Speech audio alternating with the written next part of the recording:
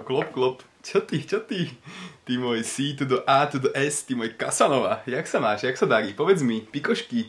Čau, oci. Prečo máš takú dobrú náladu? To je podozrivé. Však cigáni na ulici štebotali, že môj syn má dneska svoje prvé rande.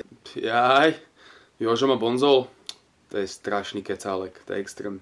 No hej, idem. Tak mi niečo povedz, nie? Už si ready? Alebo jak to vyzerá? Kedy idete?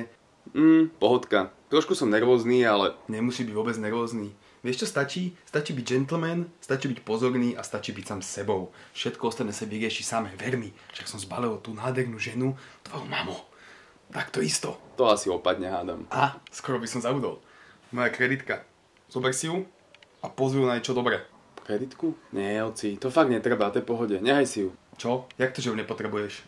A s čím budeš platiť? Nie, fakt si nehaj tú kreditku, je to fakt v pohode. Muž by mal pozývať vždycky na rande, nech sa deje čokoľvek. Ja viem, však preto hovorím, že je to v pohode. Platí predsa on.